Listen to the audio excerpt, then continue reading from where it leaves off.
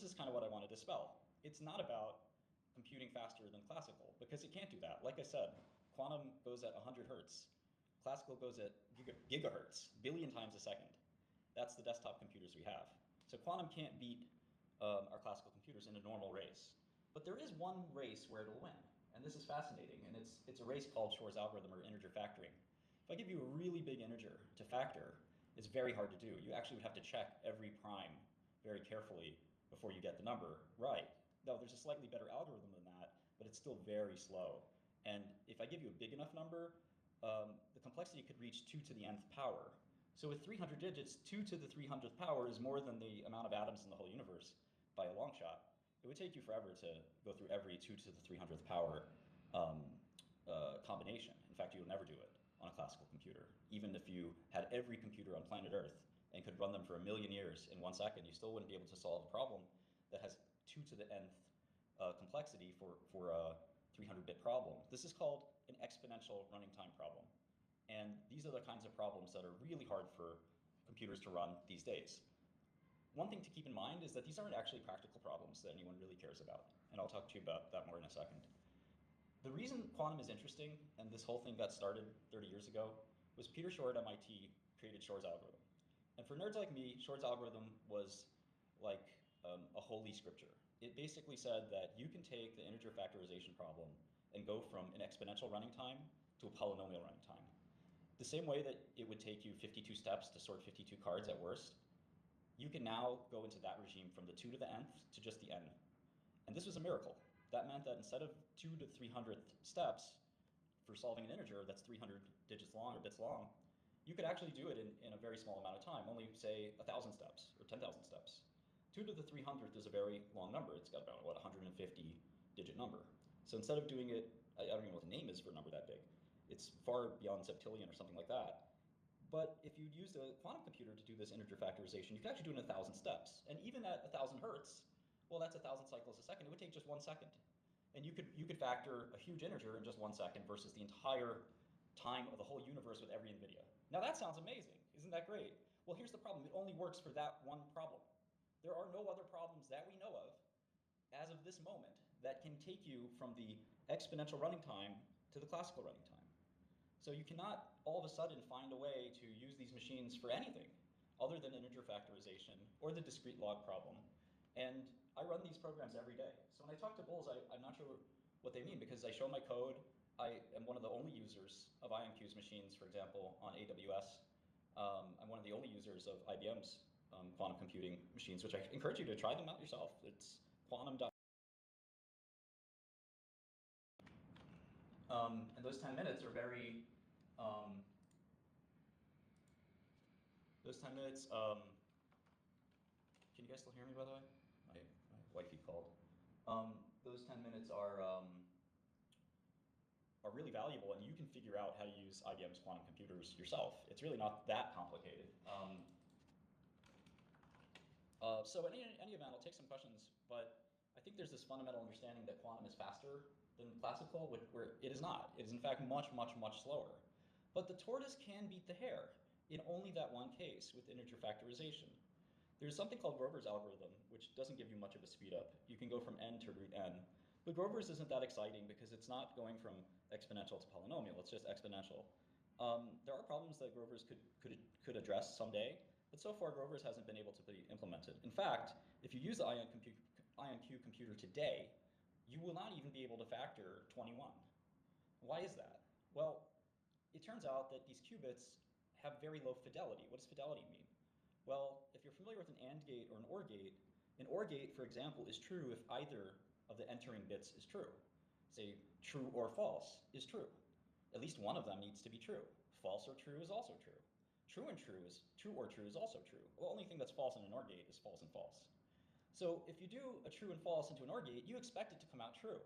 And on a normal transistor computer, in fact, it comes out true 99.189% of the time. It's very good, high fidelity. On a quantum computer, it's 99.99. Well, that's not so bad, right? Well, the problem is that to do Shor's algorithm, for example, you need around 500,000 gates. And if you have 99.99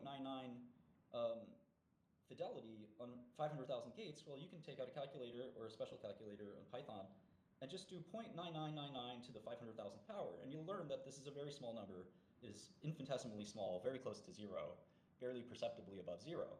And what that means is that your circuit will not work. So as of right now, these computers cannot factor the number 21. One day they'll be able to factor a very large number. But as of this moment, even quantum computers cannot factor any number, let alone a very big number. But again, in 10 or 20 or 30 years, they will be able to factor a big number. And this is a big problem for people like the NSA and encryption people. It is something that hackers, like myself, are very interested in. Bad people who do bad things are really interested in quantum because maybe we can read your email. Maybe we can guess your Bitcoin password or private key. Maybe we can do other things. So we're really excited about quantum computing. But ultimately, it's still a really far way away. I have my things that I would do if a quantum computer worked. I don't know what you would do with one. But for me, I'm very curious about Bitcoin. Ultimately, I'm trying these quantum computers out to see what they can do for that reason, amongst others. And unfortunately, like I said, they can't do any discrete log problem over elliptic curves or anything like that because they're just too useless at the moment. In fact, we've only gone from 99.9 fidelity to 99.99 over the last 10 years. So fidelity hasn't gone up very much recently. Now, could fidelity go up to 6 nines or 7 nines or 8 nines and then we're good to go? Yeah, sure, that could happen. But I'd also ask you to wonder, just wonder, where are you going to use this computer?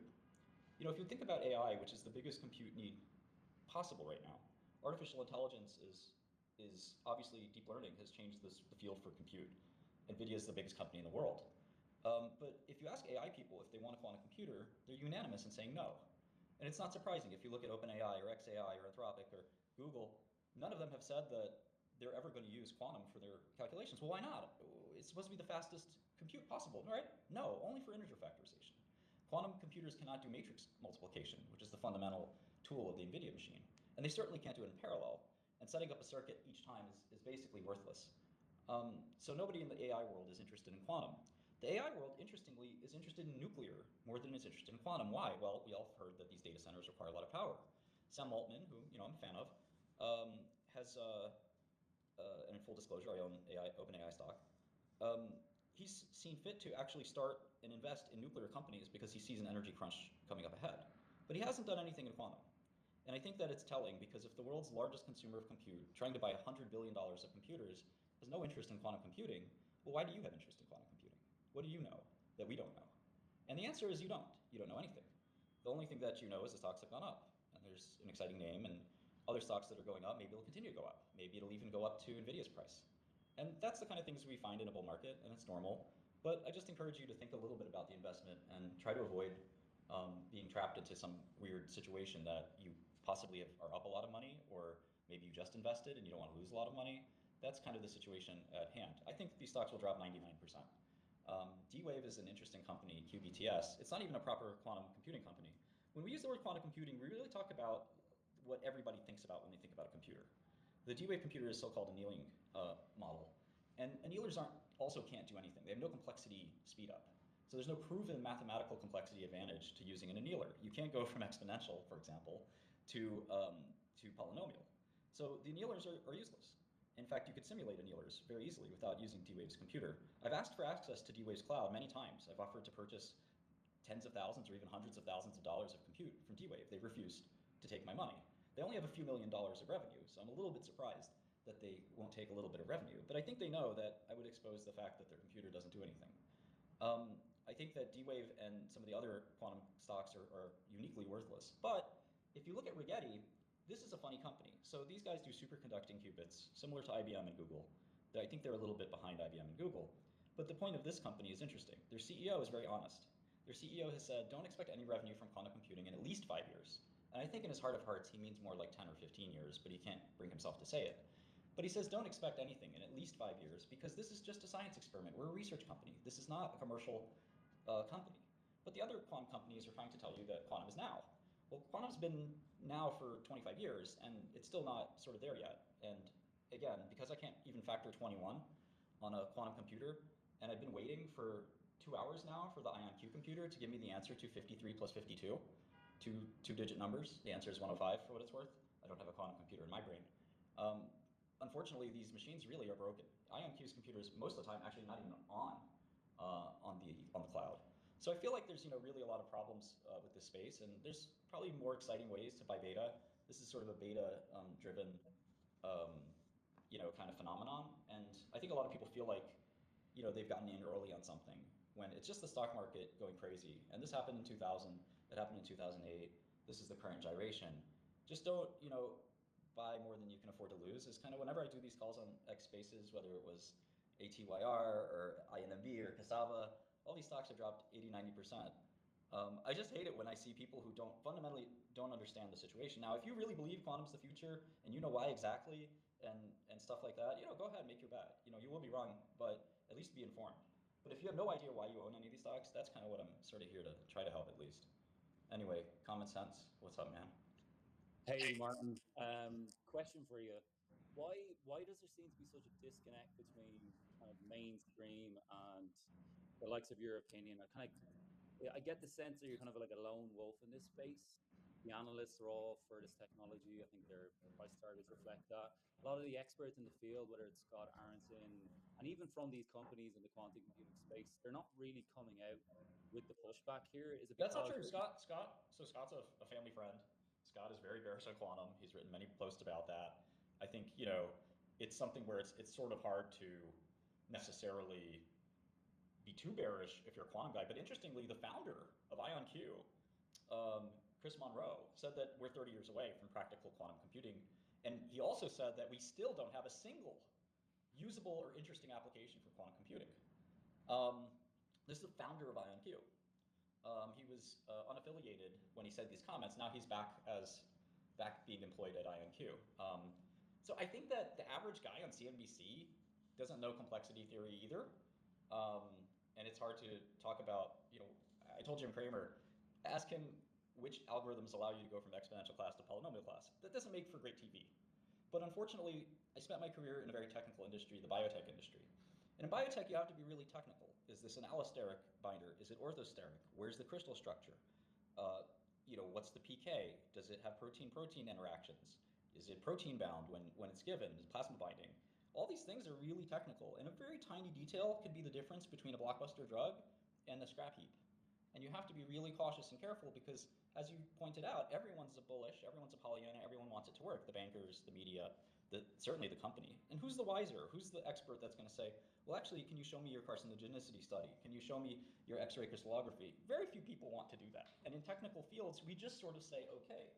In fields like retail or fields like even most of SaaS, when we think about Salesforce.com or something like that, we can wrap our head around, okay, I know what CRM software is. But wrapping your head around quantum computing is something that challenged the greatest minds on planet Earth 100 years ago, people like Einstein and Schrodinger, and it confused the hell out of them, and it's a pretty confusing subject. So it's simpler to go with the narrative that, oh, quantum computing, it's like this really fast version of compute. But unfortunately, it's just not true. It's a really good line. And again, Scott actually has made a number of blog posts that have rallied against this notion. He says it's his duty as a quantum researcher to point the truth out. And I think that other people like Preskill and other fantastic quantum people have come out and said this. The founder of this little technology movement that I'm a part of called EAC was a quantum researcher at Google, and he says that he quit quantum for obvious reasons. It was going nowhere. So I think that, the only reason these stocks, which existed for the last 15 years and struggled for the last 15 years, the reason that they're up now is because we're in a bubble. We're in a big beta bubble. All the crazy stuff is up. Oklo is a $20 billion company. Companies like Joby are up a lot. I mean, there's stuff. Open Door has gone up 20x. Hopes. Martin, on that, is that well, like what do you see as the catalyst for stopping this? Because they're always kind of Chapman did it before as a previous CEO back in 2020. He said in 2025 we're going to have desktop size quantum computers with broad advantage over classical. Like it's always going to be in 2 years. It's always going to be in 3 years. What do you see as the catalyst to kind of pull that back? Is it just a downturn in the broader market? Yeah, I mean, I think eventually people ask, well, where is it? And D-Wave, for example, has promised their quantum computers are useful today. Well, it's pretty hard to believe. They won't let me use them, and I could prove that they're not useful. And I think that IonQ is the same problem, where they're trying to spin that we're very close, but IBM itself, interestingly, both IBM and IonQ have delayed their latest chips. IonQ promised us a 100 qubit chip this year, and they said that unfortunately we're gonna have to wait till next year. Where I come from on Wall Street, that would crush your stock and get you cut in half. Instead, IonQ stock doubled. We're in a very irrational market. IBM quietly scrubbed its plan that it would have a 1,000 qubit machine this year. 1,000 qubits, unheard of, maybe even useful. Nope, not going to happen this year. They've totally scrubbed that off their website. You can find it on the Wayback Machine, interestingly. I think Yeah, that I find it interesting. Even the that case study that came out last night from HSBC, like IBM's not the one releasing the news. They kind of understand it in a bit more detail in terms of what's actually going on with the processing. If this was INQ involved, there it would be front page news, and the stock would be up 40%. Yeah, I think that, I read that paper, and, in general, quantum is kind of one of these things that everyone wants to play around with, especially if you can do it on another company's dime. And most of these companies are very excited and willing to work with big names and throw some compute at a problem and see what they can do. And it's often done by classical compute. HSBC's announcement, the way you can tell it's bullshit right away is I actually run a financial software company, so I know a little about this. And they claim in the paper that the machine is analyzing bonds. Well, IBM's biggest machine is 150 qubits. So the most amount of information that you can put in 150 qubits is 150 ones and zeros. It is not a whole hell of a lot. In fact, it's about 18 bytes.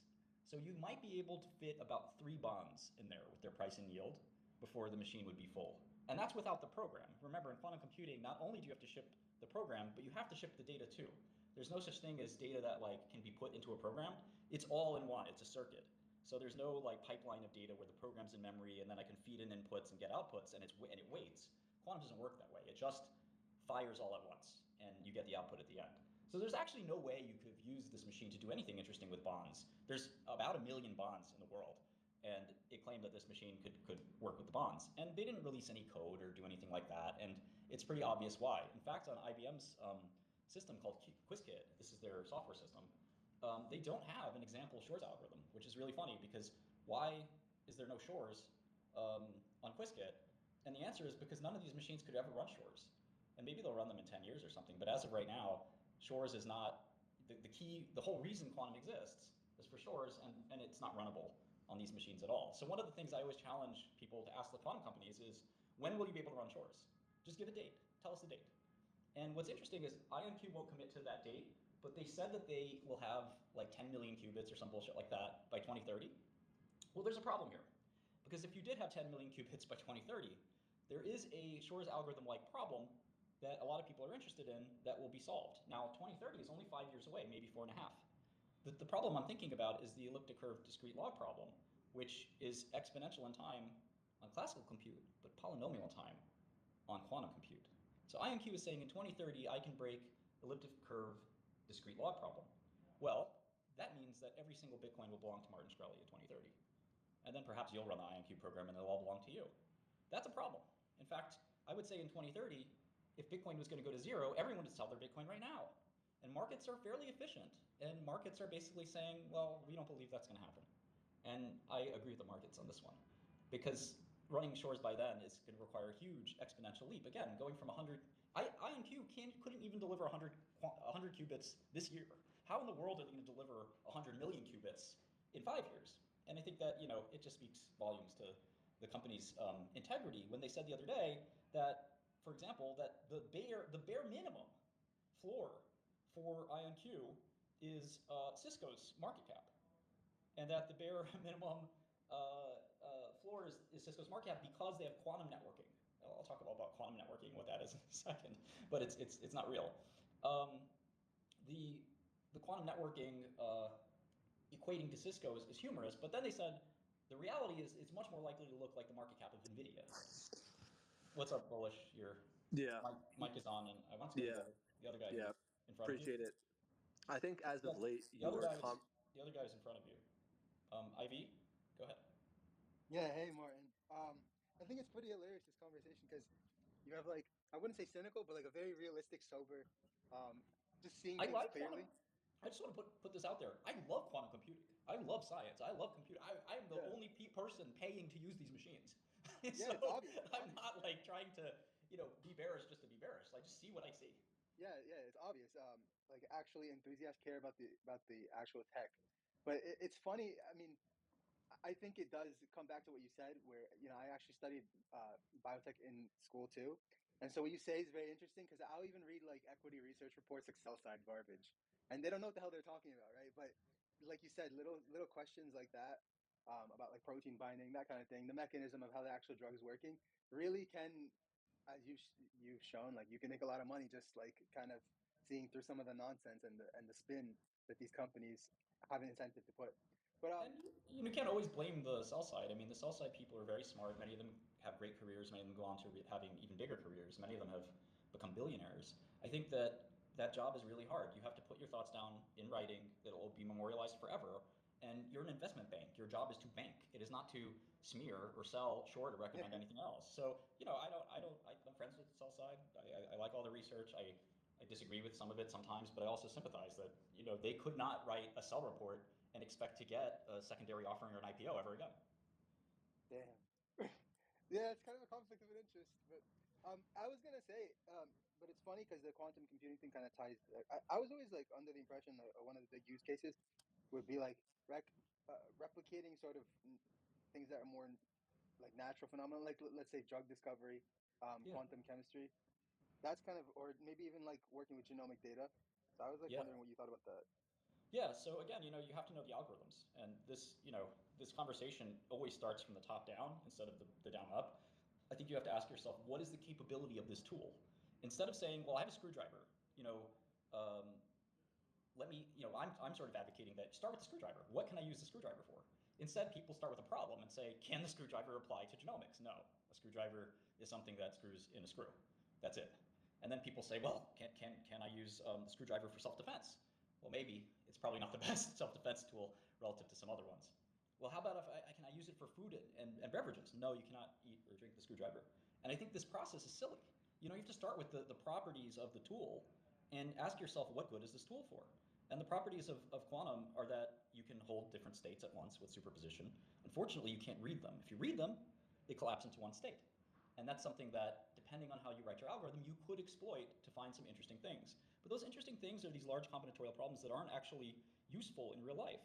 Again, how many times a day do you want to factor an integer? Even if you're a computer scientist, you don't do that. So I feel like if you think about quantum simulations, this is a field I know pretty well. My software company, which is now focused on financial software, started out as a drug discovery software company. We didn't do very well at that. But I know a little bit about this space, both from that and also from my lifetime in pharma. To simulate molecular dynamics, you need a lot of RAM and room.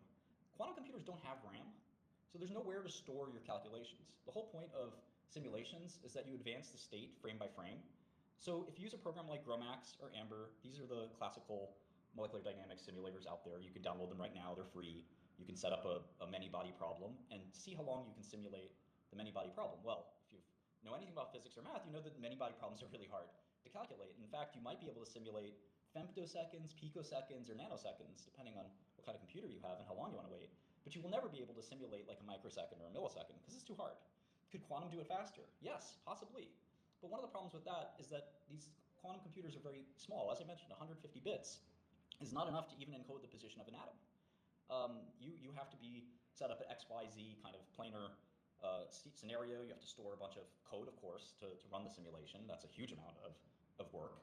And then you have to do a whole number of other things that will result in space being required. So we don't have an answer to this space problem. And then we also don't have an answer to this iteration problem. It's very hard to actually change the data in the program as it's going. So quantum computing isn't really great at this whole idea of like having a register file and a cache and then moving the data back and forth. It sort of doesn't do that well. I think that it may do that someday, but most people in this space think that the simulation side is much more further off than say something like Shor's. Shor's is relatively simple. You can write a full Shor's program in say 200 lines of code. Some people think you can do it smaller, but what most people do with Shor's is they're writing a half Shor's sort of program. It's mostly classical and has a tiny quantum piece. And if you ask ChatGPT, some of these AIs have gotten very good, to write you a fully Shor's algorithm, have it do that, copy and paste it into IBM's box, and see if it'll run. And if you do that successfully, I'll give you $50,000. Anybody here? Unfortunately, it will not work. And you will not be able to factor even the number 15 successfully. The answer is 3 and 5 for those who don't know. But again, I challenge you, I will give you $50,000. The IBM box is free to use. Many of you have ChatGPT or Claude or something like that, XAI. Even Grok can't do this, and it's not the software's fault; it's the machine's fault. These machines are too flimsy. There's just no way to run even something like that. 15 divided by 3 is 5. And remember, this is not some trick problem. This is what quantum was built for. Nobody ever wanted to build a quantum computer until Peter Shor at MIT. And Peter Shor discovered this magic tunnel that nobody in the world, I mean, this is really a miracle, that nobody in the world thought existed. Everyone thought, you want to factor a number, you're going to have to go through every number until you find one that works. And imagine if your number is 86 billion, so forth and so forth. Well, that's a lot of numbers to go through. But Peter found this magic tunnel that said, no, I can get the answer right away. And that's a miracle. But where are we going to get it, and how? And comment, I just want to take the other side of the argument for a second. What if you had to be a bull? What's the bull case? Why is Sundar and Satya bullish? And I have some really good answers here, and it's really interesting. You have Microsoft and IBM both spending lots of money on quantum computing. It's rumored that Google is spending around $500 million a year on quantum, and IBM is spending around $300. So why? What's the point? Well, one thing is that these companies all have the Bell Labs syndrome, where they want to do basic research. But even these companies don't love wasting money. So why would they want to work on this? Well, one of the reasons is they agree with everything I've said thus far, but they believe one additional thing, which is that when quantum computers do come around, and they do eventually work, which they obviously believe they will, and that's still an open question, by the way. I believe that they will work too. Some people in the community, though, believe that, in fact, quantum computing will never happen. I don't know if that's true, and I'm on the side of that it's likely to work someday. But getting back to the point, why are they doing this? I think the answer is that, and in fact I know the answer, because Sundar has said it.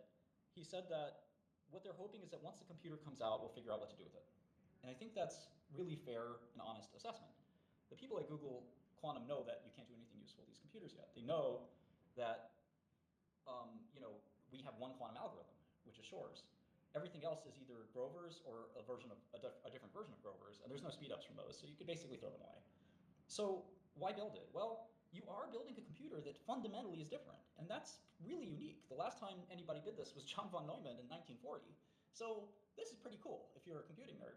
And Sundar's point is that maybe, just maybe, if these were actually accessible in the cloud, we will find a new algorithm. I asked my girlfriend, who's a computing expert and taught with Scott Aronson and Sipser at MIT, what she thought about that. Would it be easier to come up with an algorithm if the computer is right there in front of you?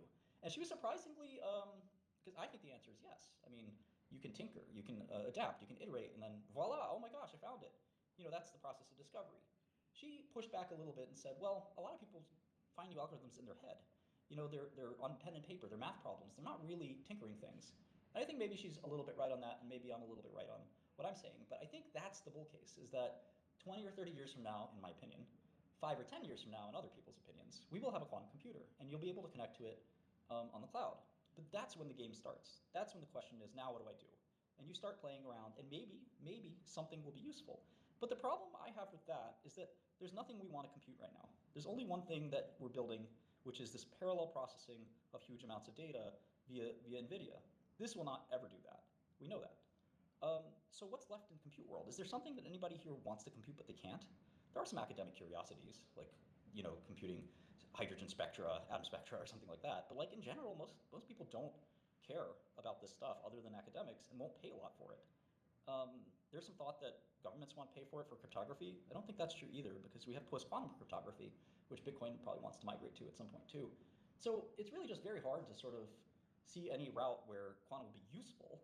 But again, if you're Sundar or you're Satya, you might say, well, we'll see. We're the intrepid discoverers. We're going to see what happens, and plant that flag on the South Pole and say, we made the first quantum computer. It's something that tech companies want to do. Isn't that kind of like an analogy? You probably saw that news story, or Sam Altman say that he just followed Paul Graham's advice to make an API, and then they kind of looked at the usage. What were they using? GPT-3, 4, and they found people chatting with it.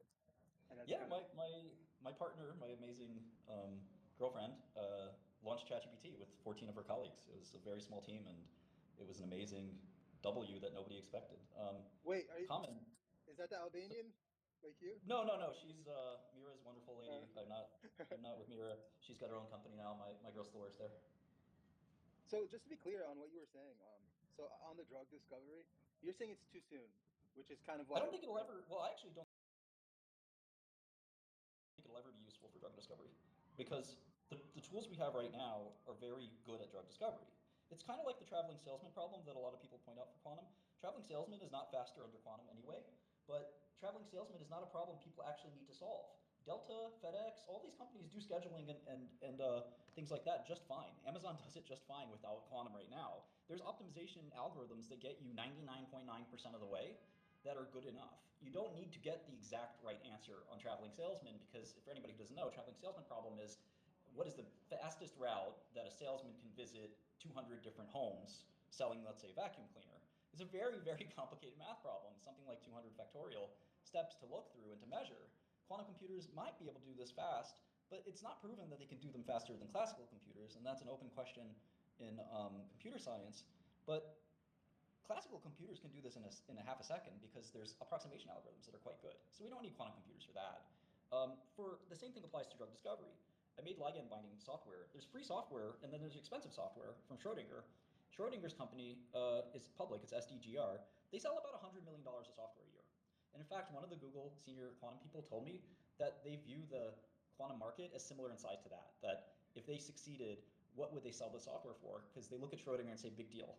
Quantum and high performance computational software just isn't that big of a space. The amount of people who care about this stuff is pretty limited.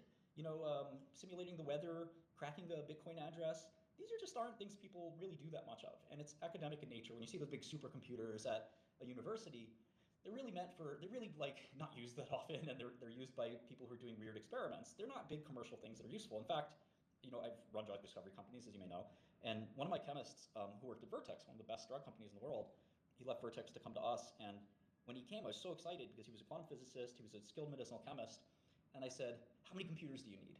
I was like excited. I said, let me buy you 1,000 servers. We're going to hook them up. There really wasn't cloud back then. So he was like, Martin, I need one really good desktop. And I said, what? I was crestfallen because I want to spend all this money. And he said, no, I can do most of the work, by hand. I can click the run button and it'll run for a day. I said, are you sure? It's really easy for me to buy all these. And he said, nah, it's fine. And I think that practical nature of drug discovery doesn't really need this. Most of drug discovery is, as you know, in the clinic, where human beings have to take a drug and see if it works or not. That's drug discovery. That's clinical development. The actual drug discovery part's pretty easy. If you give somebody a crystal structure of a kinase and you say make a binder to it, well, I know chemists that can do that with their eyes closed, and not me, but there's certainly it's not that hard to figure out what your first hits are, and then you try them out in vitro, you try them out in vivo, and you march your way forward. But it's about a 1 or 2 year process. It's not the most expensive or most laborious process. The hardest part about drug discovery and drug development, of course, is the phase 2, phase 3 clinical trials you have to run, which are really cumbersome and huge. But let's keep going here. We've got a lot of interesting guests. Come and go ahead.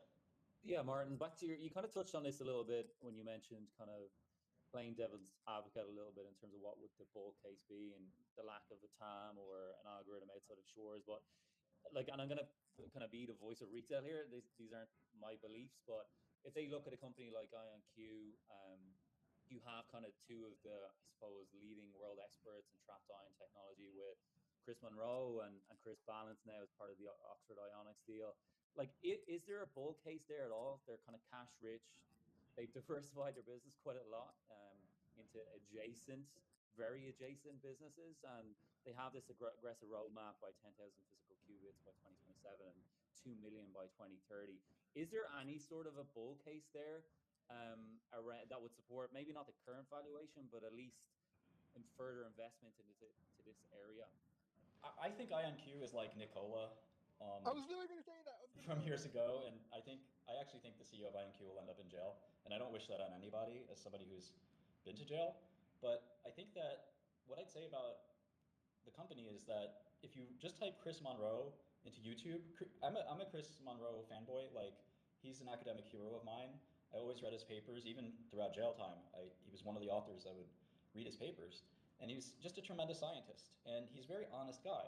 And if you look at his podcasts that he's done, he's almost too honest because in these podcasts, he says all the things that I just said for the last half an hour. Yeah, Martin, I watched both of them and I heard his points, but on the flip side, he actually calls out Chris Balance as another kind of leading expert in this space. And I've watched a couple of recent Chris Balance podcasts, and he's very optimistic about the future and the applications of quantum And Chris Monroe seems to have a lot of respect from Chris Balance. I know they share some world records in the space. So I don't know. Yeah. I get the Chris Monroe points, and he's very realistic about the time frame. But then on the flip side, you have Balance in the UK kind of spouting some hype as well, right? Yeah, I mean, like I said, for now, I'm still waiting for the IonQ computer to tell me what 53 plus 52 is. So, you know, I don't know that that's that exciting. You know, I think that maybe, you know, if they can get that right, I'll believe them for anything else that they say. But I also think Chris Monroe kind of invented this field, and he's told us 30 years. You know, he's told us we have no idea how to do this. He's told us many times that there's no application. So obviously, the other guy has been able to sell his company to IonQ for $1 billion. He's certainly, you know, there's going to be bulls in the space that are proud of what they've done, and they should be proud. But And he can't sell his stock for another couple of weeks, right? yeah, like that's the funny part is that after Nicolo said that the base case is Cisco, he sold all of his stock in IonQ. Well, if you're about to have a 20x win in your stock because it's the next Cisco, why would you sell all of it? In fact, I mean, I've been the CEO of a publicly traded company, and you guys may know this. One of the main tricks as a publicly traded CEO is you borrow against your stock. In fact, they have two banks that they work with, Morgan Stanley and Goldman. And if you go to Goldman Sachs and you say, hey, you guys want to be our next secondary offering, right? And the Goldman guys, oh my God, yes, of course. Like he's been glazing you for the last year, hoping for this moment that you're going to sell 10 million new shares of stock through Goldman Sachs. Oh my God. And you're so excited. And you say, yes, sir, of course, anything to do your 10 million shares secondary and fuel the future of quantum computing. Can we get started today? And he says, well, here's the thing. I got 6 million shares of this stock, and I don't want to sell it because it would spook the market. Is there any way you could make me a loan for $100 million? And then we'll talk about the secondary. And the simple answer to that is, yes, sir. You know, I'll absolutely get a private wealth office on the line. I can't tell them what to do, but maybe they'll consider the fact that we have a broader relationship with the bank. I've had this conversation before. I know how it goes. And then they hang up the phone and they walk over to the private wealth president. They put them in a conference room and they say, listen, if you do this deal, lend this guy 100 million, our bank gets 50 million in fees. So you better fucking do it. And the private wealth guy says, I don't want to fucking lend this guy $100 million. I don't know if this stock's going to drop 80%. And the banker, you know, basically muscles him into doing it. And I've seen this again day after day. And I think that, you know, if it were me, I'd borrow against the stock. I mean, how much money do you need to just, you know, if you think it's the next Cisco, or possibly, in fact, he said we're planning to be the next Nvidia, why the fuck would you sell all your stock? Yeah, that's crazy. Well, they're You know, kind of, I suppose they're being, the whole leadership team has been granted non-stop RSUs every quarter. So he's probably got the same amount again in stock, but again, he'll probably follow the same path and you'll see a bunch of former fours hitting over the next few weeks. Yeah. Eric, what's up? Yeah, as a recovering software engineer, I don't understand why people are one-shotted by this. Like, what is the mass psychosis that makes people think that quantum is a thing? Like, why? I think it's simple. I mean, it sounds okay. So Nvidia has been the most successful stock maybe in stock market history, and you could have just bought it 20 years ago. It was publicly traded as a little game chip company. When Transformer came out, GPT-2 was publicly available. That should have been the clue. Like this, Sand was thinking like you could actually talk to a machine for the first time ever. I did this while I was in prison. My father, God rest his soul, would type in the prompts for me over the jail phone and get the responses. And I said, Dad, this is the craziest thing I've ever seen. And that was the time to buy Nvidia, and you would have made whatever X, 500X, that I don't even know how much, to be honest, some huge amount. People want that. People want the next one. And if you want to believe that the next one is about to show up on your doorstep, and all you have to do is buy these little stocks that are going to be the next Intel, the next Nvidia, the next Qualcomm, then this is it. And you don't want to hear anything other than, yes, do that, buy these, you know. And you look at the charts and you say, oh my God, they've gone up 10x. I'm going to miss this train. The train is leaving the station. How could I not take advantage of this? How could I not immediately, you know, put all my money into this? And unfortunately, again, you know, I like to play off that I'm this really smart guy, but the truth is, you know, if you spend 5 minutes learning complexity, maybe 10 minutes learning how a computer works, you'll see what I see. And, you know, maybe you're not as quick as me and it'll take you an hour. But if you open your eyes to what computing really is and how long it takes to, say, compute a problem, like the card problem I started this conversation out with, You don't have to be an expert in bubble sort and insertion sort, and quite frankly, this stuff makes my head spin. My girl is way smarter than me. She loves this stuff. But when she says, well, that's log n root n complexity, I just, my brain tunes out Yeah, because that's all it grieves me. that's all egghead programmer stuff because and they're always talking. That's like worst case, never real. Right, they're bounded. And most people don't want to even do 5 minutes of work because it's also painful. I taught math to prisoners to pass the time. It was a lot of fun, and it was great to see people's eyes wide open when they see what hexadecimal is or see how to encode binary, and you see it click, and it's just such a great feeling as a teacher. But one of the things I found when people said, Martin, I don't want to learn math, it's too hard, I opened a thick math book to the last couple of pages, and I showed some massive equations, and I said, look at this. Is that scary to you? And the answer is always yes. People are scared of those types of things. I am too. You open up a huge problem and you see all kinds of notation you've never seen before. What is this operator? What the heck? What's I? How does this complex plane work? It's intimidating. You want to close the book. If you're anything like me, you shudder and say, I want to break my brain today. And if you force yourself to break your brain a little bit on what complexity is, what quantum computing is, and what good old regular computing is, I promise you it's not that hard. And you will slowly, with GPT especially, understand this. I asked the quantum bull, the steadfast quantum bull we talked to last night, I said, I'm going to go to ChatGPT, I'm going to ask it some questions. And I want you to tell me what you think the answer is. I said, which computer is faster, today's NVIDIA or today's IonQ, and tell me any problem you want. And he gave me a problem, and I put it in. I said, what do you think the answer is going to be? It says it's definitely going to be the quantum computer. ChatGPT thought about it. I put it on the best thinking mode. And 5 or 10 minutes later, it said, it's not even close. The answer is NVIDIA. And the guy said, that's weird. Well, it must be a conspiracy. And I said, okay, well, let me try it another way. Let me say this. I want you to compare today's average NVIDIA chip found in a gaming computer, not an H100, but a normal gaming chip that you could play, a video game on, $1,000 chip. And I want you to compare it to the 30 years from now, the very best envisioned quantum computer. And he said, Martin, come on, that's not fair. The quantum will win. And I said, here's the thing. You don't really know what computers do. You really don't understand complexity, and that's the problem here. And he said, Martin, there's no doubt in my mind that computer will spit out the answer, that it's going to be the quantum computer 30 years from now. I mean, 30 years of technology. How could it not be true? And I said, well, what problem do you want to do? And he said, give it a maze problem. There's a million choices, left and right turns in the maze, and there's only one correct path. Which finds the path the fastest? I said, very well, and I wrote that down, and it said, even 30 years from now, the NVIDIA machine will beat it, and it's not even close. And he said, how is that possible? And I said, you have to spend 5 or 10 minutes and study algorithms. And it's not fun. There's a reason people who graduate with CS degrees make lots of money at Google, and it's really not easy to learn. But there's so many YouTube videos, and with ChatGPT you can ask, why is a quantum computer slower than a classical computer? And if you ask the question, you will get the answer that you need to understand this investment. That yes, there will be places where quantum will work 30 years from now, in my opinion, but it could be 5 or 10 years from now, who knows?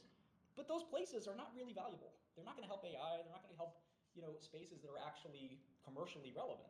And I feel like that's kind of the sad part, because so many people want the dream of the next NVIDIA, and oftentimes you'd rather dream the dream and not be shaken from it. And sometimes if you're in a really pleasant dream and you're lucid dreaming, the last thing in the world you want to do is wake up because it's so happy. And I think that while your stock's going up and you think it's the next big thing, you really close your ears. I've seen it a million times where people would rather dig their head in the sand than actually disprove something that would save them a fortune. 10 or 20% of people would say, wait a second, that's not what I thought this was. I'm going to do some research and make sure I don't get blown up by this. And I can take my big fat gain and walk away from this and actually have made some money.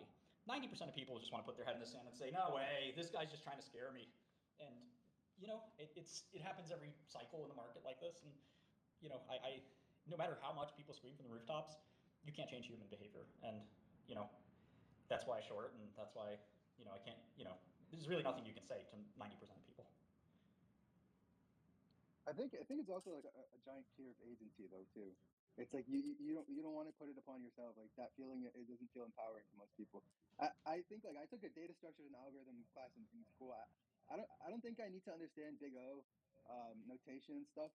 Just kind of see that this stuff's really far off, and there's a guy that sounds a lot like the Ginkgo Bioworks CEO running around telling me about quantum computing, to kind of see charlatans, right? Yeah, my favorite is the D-Wave guy because he's like on the outside looking in because D-Wave's computer is not generally programmable, and so it's like a very cringe situation. But he's out there saying that his quantum computer is doing things right now that are useful. And the problem with that is that if you look at his revenue, you just ask him why is your revenue $2 million? It really doesn't make any fucking sense. If your computer is doing something useful, you'd have more than a few million in revenue, and you'd have a cloud that was open that you could just go ahead and rent it out to any all comers. Like the other computer companies in the space do let you use them. Not everyone, Google doesn't, but IBM, Rigetti, and IonQ all let you try their computer. Again, you might wait 3 hours to figure out 53 plus 52, which I still don't have an answer for, unfortunately. But I've refreshed and no, it's still thinking. But regardless, I think that we're in this weird world where Oklo, for example, is worth 20 billion. And I have nothing against Oklo. I don't know anything about nuclear engineering. I mean, maybe it's great, but we're taking the future and discounting it to the present without any risk. And I think the risk that these things go off without a hitch, at least for quantum, is 100%. It's not going to go off without a hitch. But for nuclear or something like that, I couldn't tell you whether or not we're going to live in a fusion world because I don't study nuclear physics, and I'm not going to pretend I do because somebody's smart up here who says, well, actually, Mr. Shkreli, I'm a nuclear physicist, and you're dead wrong. I don't want to be that guy. I don't want to be the shy ballure. So whenever I follow a space, I really dig into the details. And again, if there's a quantum physicist here who wants to tell me I'm full of shit, we're more than happy to be embarrassed. But so far, so good. Will. Yeah, hey, how are you, man? The funniest thing is actually that the D-Wave CEO lives in Miami, so it's like a work-from-home quantum computing company, which is even funnier.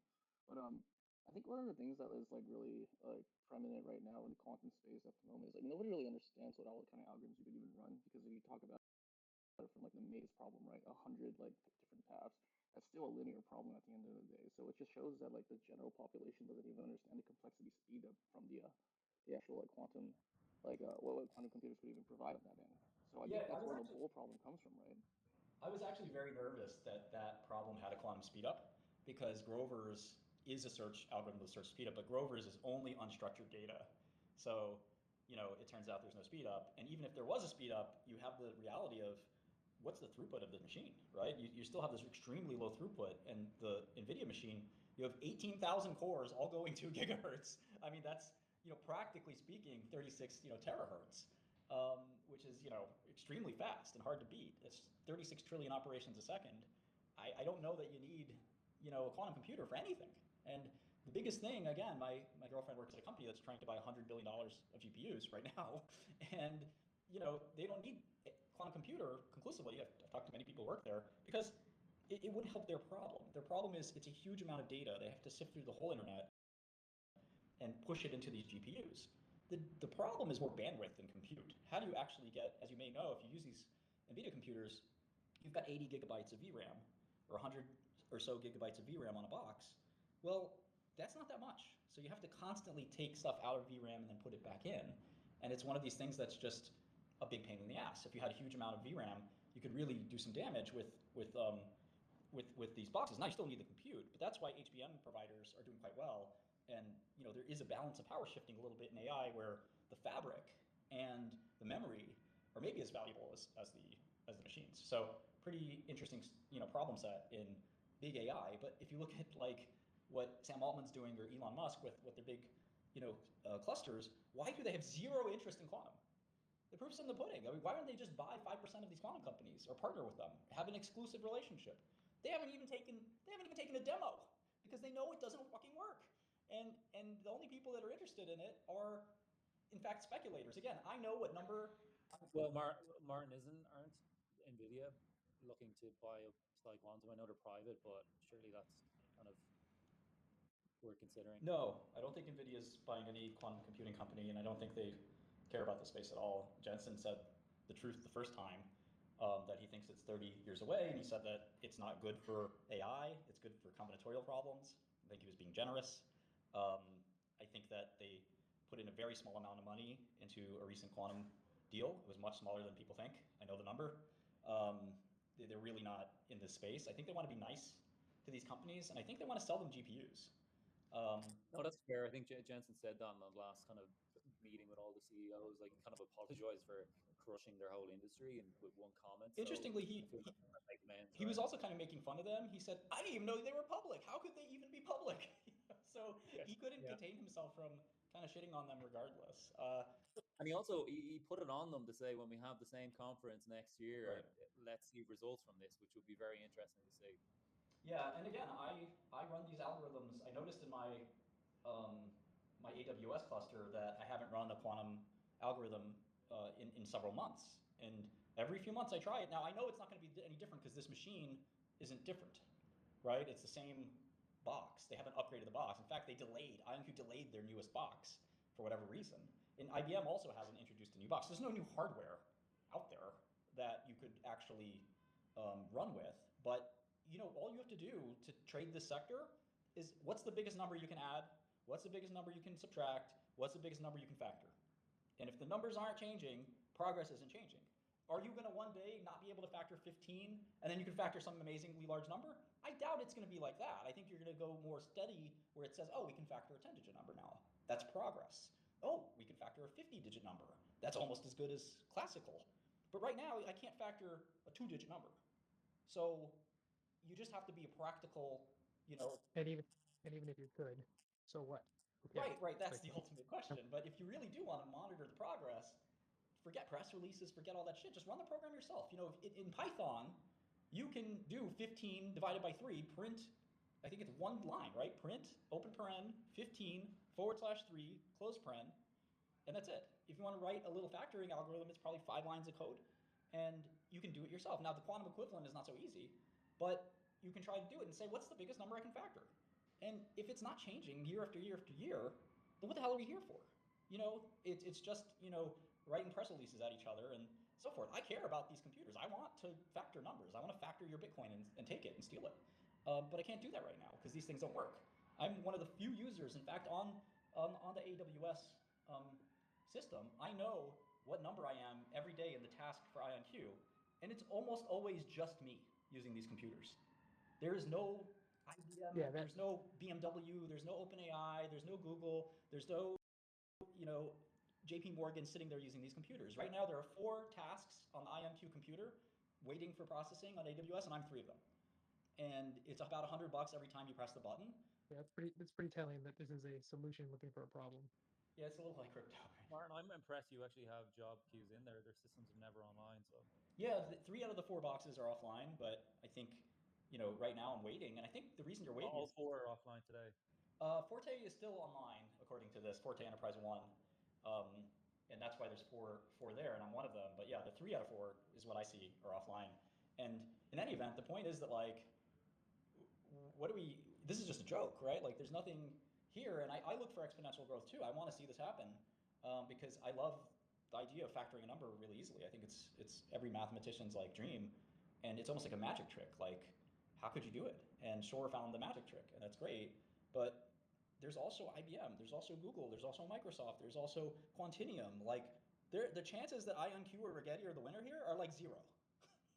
Martin, that's actually a good point. So, I feel like most people are bullish, if you want to use that word, or positive on the sector and this industry and quantum computing moving forward.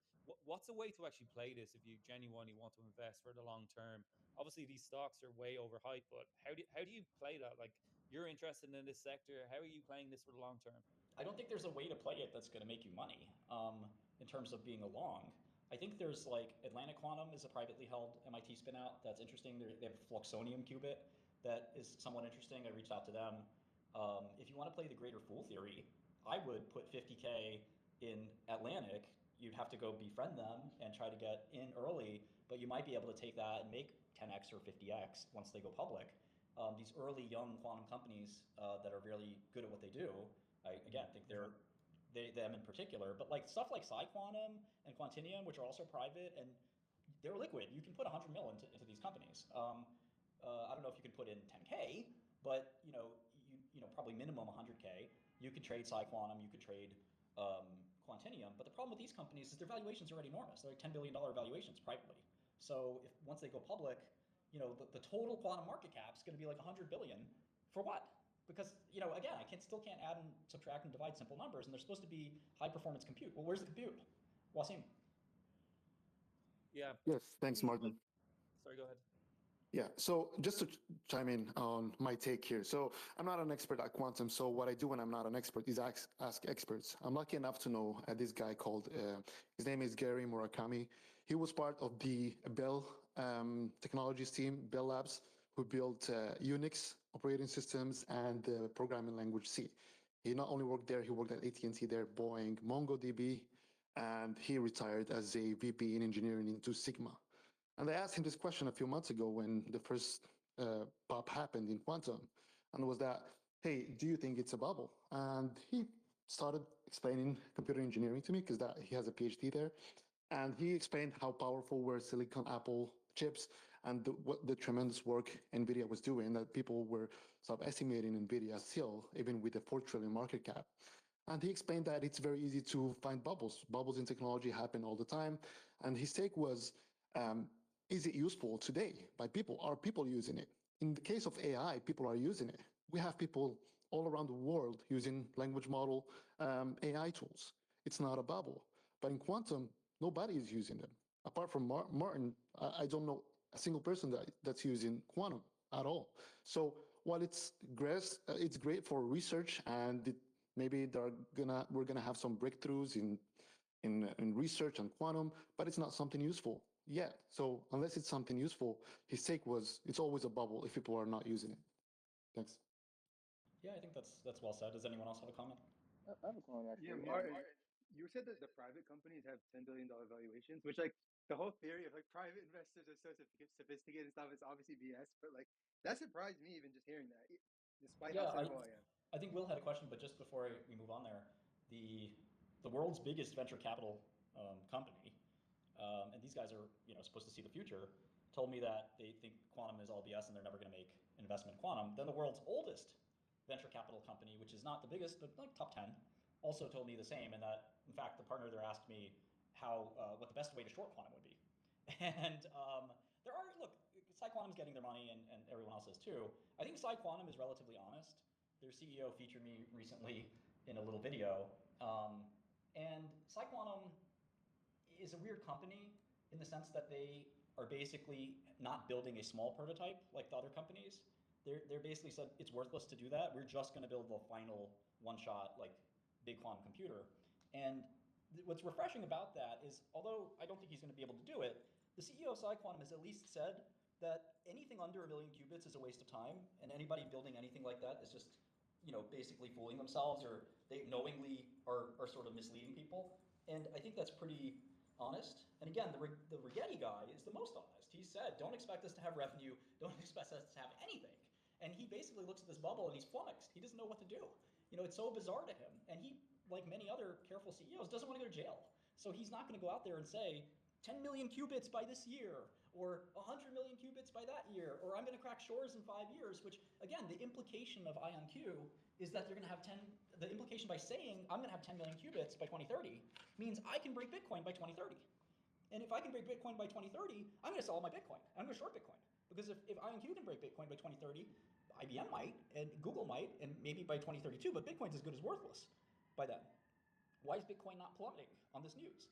Because nobody believes IonQ, other than people with a Robinhood account that have $5,000 in it. And again, I'm not being pejorative to people who want to catch a speculative rally, but I lived through 2000 when companies like JDS Uniphase, SLD, and many companies that have long forgotten, but I haven't forgotten them, they went up from 2 to 100 and went back down to 2. And if you got it at 2 and you're at 100 and you're trying to figure out what to do because it might go to 1,000, it's not going to go to 1,000. It's just not real. And those companies, by the way, that built the sort of optical networking and fiber revolution of 2000, those had real products that actually worked. These companies don't. And that's the kind of unfortunate thing. I mean, fusion, again, I don't know nuclear, so I really shouldn't speak on it at all. But I don't know if fusion's going to be the biggest thing ever or not. But I do know that they don't have products right now, and they don't have reactors right now. They may have them in the future. And in biotech, we're used to having revenue 10 years from now. That's normal. But I feel like, it's clear we're clearly in an environment where we're willing to forgive and willing to assume the best will happen. And when you assume the best will happen, all you have left is disappointment. And I think that's what we're in line for. Does anybody else want to chat? Yeah. So for me, it's like one of the things that I find is like a only real world use case for, and it's highly theoretical at the moment, is like for people who like biophysics and like biochem and stuff like that. One of the things that's like very interesting is knowing the constant state of like where an electron is, because currently studying it is just you're looking at it in a stagnant state. So you're eventually being able to simulate the quantum state of an electron. I was wondering in terms of this, like how long do you think that would be? Because that seems to be like one of the only real world things with like applications in the future, which is like you could eventually like discover new materials, or you can like eventually discover new molecules or something along those lines. Um, I think right now quantum with 150 qubits isn't even able to simulate anything at the moment. So essentially, like, what do you think the eventual timeline for something along these lines would be? Yeah, I actually think of this like NMR. So for nuclear magnetic resonance, that's a unique. You could even think of it as a computer, and we use NMR all the time in biology. And this is why Jensen said, "I don't think you guys are computers. I think you guys are instruments." And I thought that was like the most brilliant thing because it's exactly right. With an instrument, you can do one defined thing. A computer is general purpose. You can do anything with a computer. It's your programmatic creativity. And I think that your point is well taken. And I actually looked at Bruker and the other NMR players as like kind of like the middle road scenario for these guys. And Bruker, if you had to like have NMR as just a publicly traded company, it's maybe a $4 billion company. So like these companies in aggregate are like 40 billion. So and that's just the publicly traded ones that we know about. The captive ones at big tech, and then the private ones are at, you can triple it. So it'd probably be worth 4 billion if you could find this like one thing like you're talking about, like estimating spectra or doing quantum chemistry, like just getting really high detail simulation of orbital mechanics and things like that. There are people who want to do that. Again, they're mostly at universities and they're there to publish papers. They're not exactly going to be a big market. But look, even like Jülich Supercomputing Center bought a D-Wave machine for 15 million. The first machine they sold in 3 years, and they bought it for because of budget flush. Budget flush is when you have extra money in your budget and you have to spend it and use it or lose it. So like you will get a customer here and there like that, and it's not something you can build a big business off of. It's certainly not something you can build an S&P 500 company off of. I think IonQ is really funny because they bought all these other companies seemingly just to like avoid being in quantum computing. So they bought a space satellite company, which is kind of the craziest thing you can do. So I knew somebody else that made a bid for this same space satellite company called Capella. And if you follow the people I follow and who follows me and stuff like that, you can sort of guess who it was. But they bid half of what IonQ bid, and they really wanted it. And they're a company that is more interested in like defense and having a constellation of satellites that could provide information and things like that. Something you would normally expect from like a satellite operator. Quantum and satellites have nothing to do with each other. It makes no sense to own a whole satellite operator. If you want to do an experiment with a satellite, you can rent a satellite. It's not expensive. Yeah, and that's what this company does. Is you could just rent space on a satellite and run the experiment that way.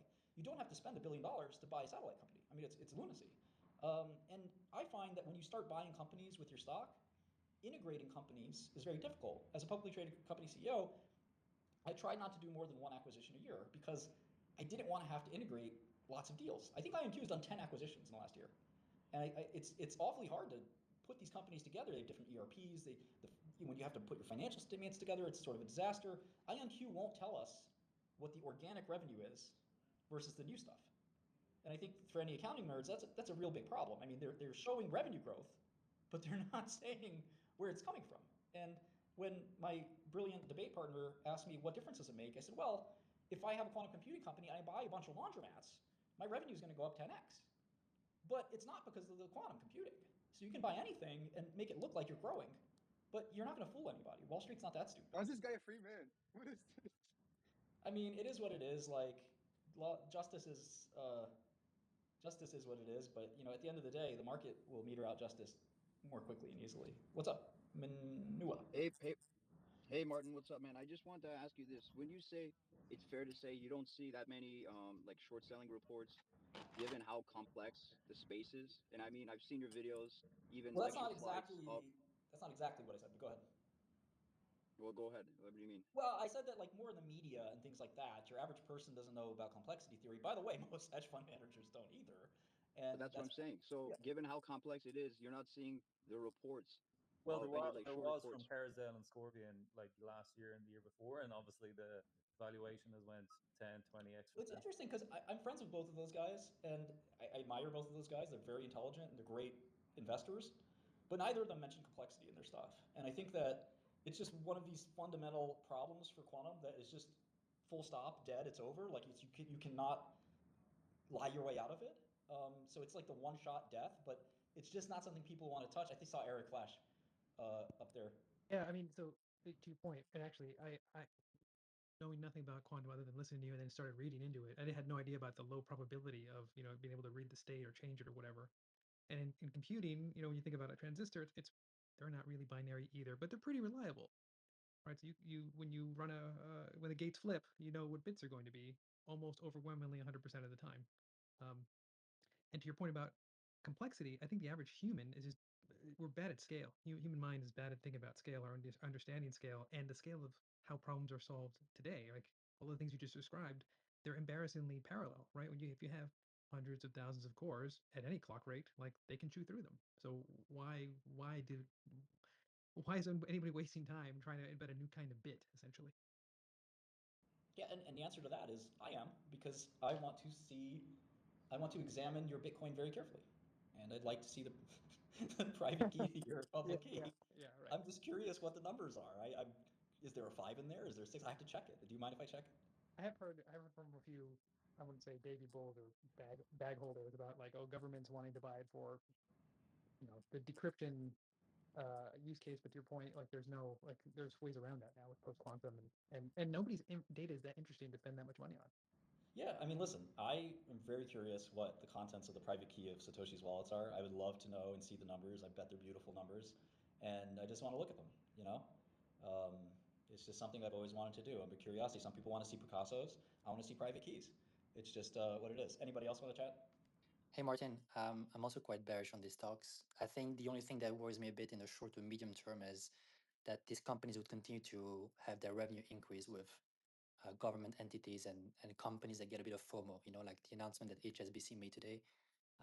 And if they Interesting. continue to spend, $500,000 to $1 million, that's kind of nothing. So, Um, so yeah. this video I did with this guy who's a perfectly nice guy, by the way, and I don't try to bash on anybody in particular, but the debate I did that got a lot of attention, one of the top people in the Trump administration for technology messaged me last night, and he said he loved the video.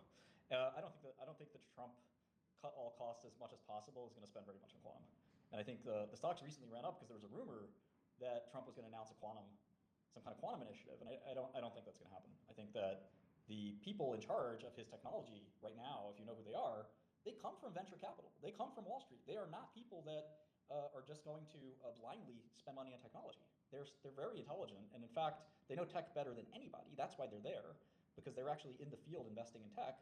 And I feel like they're putting money into the right places. Think about Elon and his guys, some of his dudes. By the way, many of those kids follow me and look up to me.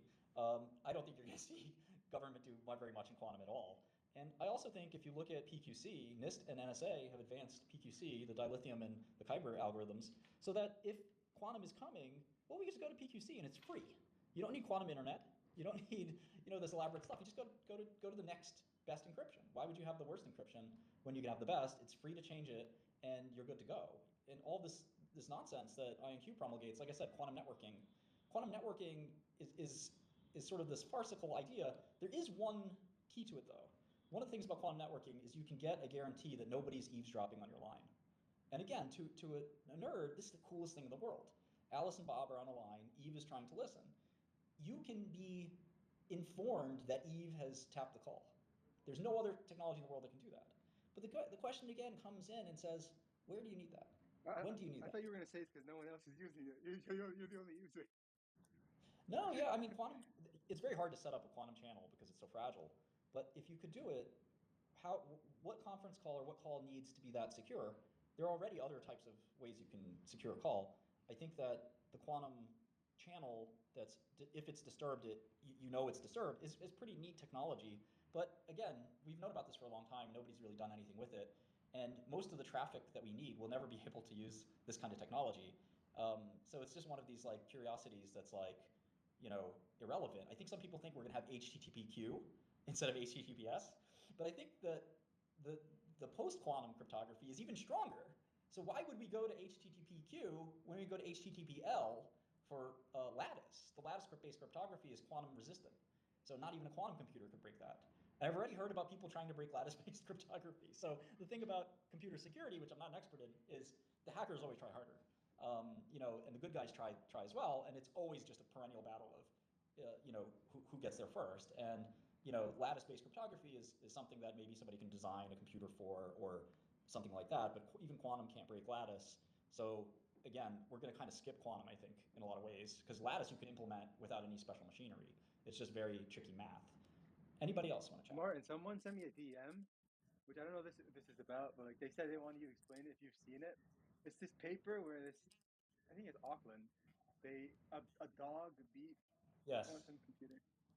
Yeah. Yeah, I've seen the dog paper. So basically, they compare an 8-bit computer, a dog, and an abacus. 8-bit computer is a semiconductor from 1970. And they found that in all cases that the dog, the abacus, and the 8-bit computer are faster than quantum. And look, I mean, it was a funny paper, but the author is a very serious professor. And I think that, this has been a corner of technology that has inspired a lot of people. It inspired a 16-year-old kid from Brooklyn that's speaking to you right now. It's very interesting and cool. But it's also one of these things where you just have to sort of see through, well, what can I do with it? 3D printing was the same thing. 3D printing was, people were talking about, well, this is going to be like the biggest thing ever, right? Imagine printing anything you want, out of your house. Well, sure, 3D printing sounded great, but did it ever become a massive industry? Not really. Can you 3D print a computer? No. Can you 3D print anything you want? No, not really. Can you 3D print some things? Yes. Is that valuable? Yes. But is it 20 billion valuable, or 10 billion valuable, or 1 billion valuable? And as Eric was saying, like, humans have a very hard time judging this kind of scale. And when you ask somebody, well, how big is the quantum computing market, do you think? They say, oh, it's enormous. And you say, well, why? Well, how enormous? Because the job of an investor is we try to weigh the amount of revenue and earnings versus the stock. I don't want to pay 20 billion if something's going to only earn 10 million. What's the TAM on that anyway? Sorry? What is the TAM on quantum computing? Before Oh. people waiting in line at AWS right now? Well, nobody knows. I mean, I'd say that, the current revenue on all quantum total is maybe 100 million, maybe 200. So obviously people expect that to grow, but I think the SaaS revenue for IonQ and D-Wave and companies like that, Rigetti, is like maybe 10 million. IBM does a better job, I think, but it's maybe 100 million, I guess, of SaaS revenue. And again, I'm being a little bit generous maybe, but that could be SaaS plus machines, arguably, about 100 mil. So it's not a big market, but no doubt it might grow. I mean, it's just a question of like utility. When will utility show up? And I think one of the problems with tech is that if you think about AI, you had 2 other big AI bubbles that caused AI winters. Because the bubble starts, right? Everyone gets excited and says, oh my gosh, we're going to have this amazing thing. This happened to Marvin Minsky. And this happened in the 80s as well with so-called expert AI. And so Minsky thought 50 years ago that we were going to have AI that could do anything. Minsky was a famous MIT professor and close friend of Jeffrey Epstein. I still look up to him. But Minsky was wrong and basically single-handedly crashed AI, and nobody funded AI for another 20 years, and people called it AI winter. Then the expert advice style of AI came out in the 80s, and there was another bubble. And that bubble crashed, and nobody wanted to invest in AI. It was a dirty word. In fact, they had to rename AI to machine learning and deep learning because the connotations of artificial intelligence were so bad that they wanted to escape that. And obviously, the third AI bubble worked out. I think we're going to get a second quantum winter. We already had one before. D-Wave started the quantum bull market in about 20 years ago or 15 years ago. That crashed very quickly. Google even invested in D-Wave and realized they had nothing. And quantum was dead for about 10 years. Well, quantum is back right now. But the problem is that it has to put up or shut up.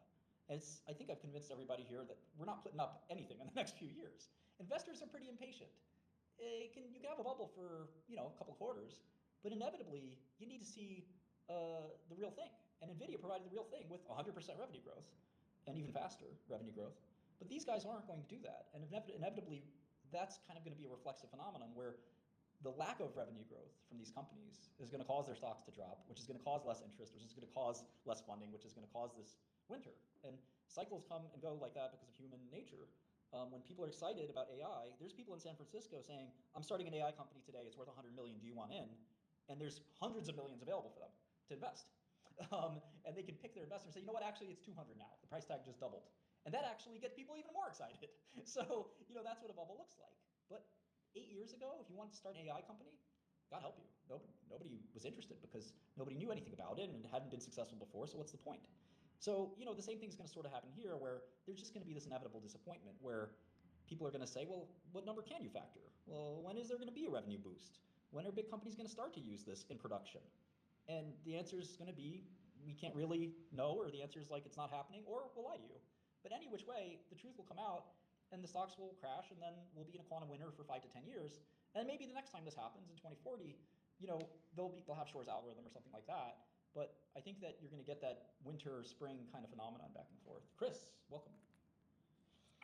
With the current military struggles in Europe and GPS jamming, I'm wondering if you looked into quantum sensing, like tickers like FEIM and CCCX, which is a SPAC for inflection with a Q. I understand them to be very different than quantum computing in terms of it's actually having practical applications, and I've wondered if you've looked into that space. Yeah, so it's obviously not quantum computing, so I'm not too deep into it, but I will say that quantum sensing is a real thing, and quantum effects in general are all over the place. They're in your solid state hard drive, they're in transistors. So when people use the word quantum, it sounds cool, but it can mean many different things. I think when I think of quantum computing, I think about a gate-based, generally programmable computer with extra gates that don't appear in your normal computers, like Toffoli gates and Hadamard gates and CNOT gates, and things that you just can't even make with a normal computer because they're so mind-bending. And again, if you want to look into this rich field and have fun and really learn something, look at the Hadamard gate. Look at all the other exotic gates that you couldn't build on a normal computer, and it'll blow your mind. It's fascinating. But then you have to ask yourself, what am I going to do with this? And that's where the kind of fun stops. And if you're just mesmerized by, oh wow, there's this cool gate type, and I can do superposition. I can put 2 qubits into superposition. Again, ask yourself, well, what's the point? I have to read them out at some point and take them out of superposition, collapse the state. When I collapse the state, what do I get? Can I do something faster? Can I do something cooler? And when I started computing, I thought it was really cool that I could do certain arithmetic computations. I thought it was really cool that I could print out cool stuff to the screen in ASCII characters on monochromatic computers. And that wonder, that excitement drives technology forward. I think it's really cool when you run something on a quantum computer because you're actually individually controlling single atoms. But the fun stops there if you can't do anything more interesting than that. And unfortunately, right now, there's no wonder or excitement here other than again, I'm waiting 3 hours to figure out what 52 plus 53 is, and the IonQ computer on AWS, the only one that's up, still hasn't told me this answer during this 2 or 3 hour phone call, which is disappointing. This isn't technology. This isn't what we were promised, flying cars and quantum computers. This is sort of a sad state of affairs. What's up, Wasim? Yes, thanks, Martin. Yeah. So Have you seen? I just want to mention that, Martin, I've been following you for many years, and for those here new and that do not know Martin, he's not a contrarian just to be a contrarian. He's really deep on his research, and when he comes against a vertical green candle to the public, creating spaces or live streams, it's not to be a short seller. He's there to let everyone know that's up 100%, 50%, 200%. That hey, this might be the top. This is not going to work out. And if you're new and you're just joining these stocks at the top, it's a big warning for you as well, especially for you. So if he's having fun of the baggies or the bag holders, he's not doing it just to pick on people. He goes out of his way to let everyone know about these bubbles or these scams in the stock market. It happens. So take his words carefully, and don't bet money that you cannot afford to lose. Yeah, I appreciate that, and I think that it goes without saying the disclaimer, which is I'm short these stocks and would make a lot of money if they drop. But here's the thing: I care about my reputation. I do not want to pick the wrong direction. I don't want to be the guy that is embarrassed that these stocks did become the next IBM, they became the next NVIDIA, they became the next Qualcomm. And again, I'm basically willing to bet everything that's not going to happen. And if I'm wrong, I'm wrong. But in general, when I do this, you can look at my track record of predicting biotech at least. I'm fairly good at that, I think. And then you'll be the judge of this as well. I think this is a very technical, scientific sector that I've dug into very, very deeply, and I'm willing to stake a reputation that, again, I can't tell you if stocks will go up or down. That's something that's really difficult to do in the next quarter or two. But in the long run, these are all penny stocks again. That's what I'm convinced of. Now, can IonQ buy enough other companies to get themselves out of quantum computing and pivot into something else and have some residual a couple dollars of value on the company? Yeah, they could probably figure out that space company will be worth $2, and you add up maybe one of the other companies they bought that's worth $1.